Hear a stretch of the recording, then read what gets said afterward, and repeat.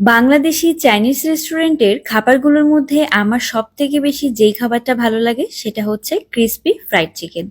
এটা কিন্তু নরমাল আমরা যেরকম ফ্রাইড চিকেন তৈরি করে থাকি তার থেকে একটু আলাদা। আর এটা শুধু শুধু খেতে এবং ফ্রাইড রাইস দিয়ে খেতে কিন্তু ভীষণ ভালো লাগে। ঘরে কম মশলায় আপনারা কিভাবে চাইনিজ রেস্টুরেন্ট স্টাইলে এই চিকেন ফ্রাইডটা তৈরি করবেন সেটার রেসিপি নিয়েই আজকে চলে এলাম।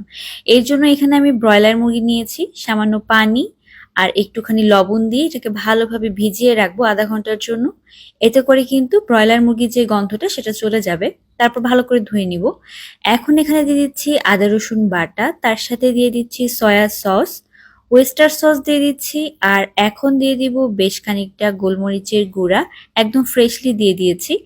আর তারপরে দিয়ে দিব শুকনা মরিচের গুঁড়া প্রায় 1.5 টেবিল চামচের মতো, দিয়ে দিচ্ছি স্বাদ মতো চিনি। এখন দিয়ে দিব লেবু, একটা লেবুর আমি ছোট একটুখানি টুকরা রস করে দিয়ে দিয়েছি। এখন আমি সব মশলাগুলোকে খুব ভালোভাবে মিশিয়ে নিব। আর দেখতেই পাচ্ছেন কত কম মশলা আমি এখানে ব্যবহার করেছি। এই ধরনের মশলাগুলো কিন্তু সবার বাড়িতে কম বেশি থাকে। দিয়ে দিলাম খুব সামান্য পরিমাণে টেস্টিং সল্ট। আপনারা চাইলে এটা নাও দিতে পারেন, তবে দিলে স্বাদটা ভালো আসে। এখন আমি এখানে চিকেনগুলোকে দিয়ে দিয়েছি। আর এটা কিন্তু ব্রয়লার চিকেন দিয়ে করতে হবে, তাহলে খেতে ভালো লাগবে। আপনারা চাইলে কিন্তু এখানে অন্য চিকেন দিয়েও করতে পারেন।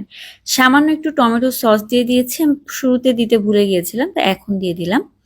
আর এবার এটাকে খুব ভালোভাবে মাখিয়ে রাখতে হবে। যতক্ষণ সময় ধরে আপনারা এটাকে মাখিয়ে রাখবেন এই ফ্রাইড চিকেনের স্বাদ কিন্তু তত বাড়বে। তাই একটু সময় নিয়ে এটাকে মাখিয়ে রাখতে হবে। আর চিকেনের গাটা কিন্তু এভাবে আমি একটু কাট করে নিয়েছি। এভাবে কাট করে নিলে ভিতরে মশলাটা ঢুকে। প্রায় 1 ঘন্টার মতো মেরিনেট করে রাখার পরে এখানে আমি একটা ডিম দিয়ে দিলাম আর দিয়ে দিচ্ছি এখানে বেসন। বেসনের পরিমাণ আমি এখানে নিয়েছি প্রায় 2 টেবিল চামচের মতো। আর তার মধ্যে দিয়ে দিব ময়দা। ময়দা আমি এখানে প্রায় 3 টেবিল চামচের মতো ব্যবহার করেছি। আপনারা কিন্তু চাইলে আর একটু বেশি দিতে পারেন, সেটা মাখানোর পরেই বুঝতে পারবেন। আর দিয়ে দিচ্ছি কর্নফ্লাওয়ার প্রায় 2 টেবিল চামচের মতো। এখন সবকিছুকে ভালোভাবে মিশিয়ে নিতে হবে।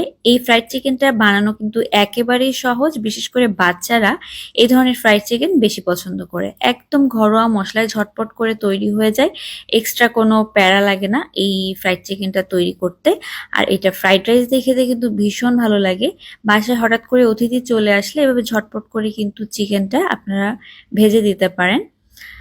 আর এখন আমি এখানে তেলটা ভালো করে গরম করে নিয়েছি, সেই তেলের মধ্যে আমি চিকেনগুলোকে ছেড়ে দিচ্ছি। তেলটা কিন্তু একদম প্রথমে থাকতে হবে একটু হাই, তারপরে একটু লাল হয়ে আসলে এটাকে জালটা কমিয়ে দিয়ে অল্প আঁচে রান্না করে নিতে হবে, মানে ভেজে নিতে হবে।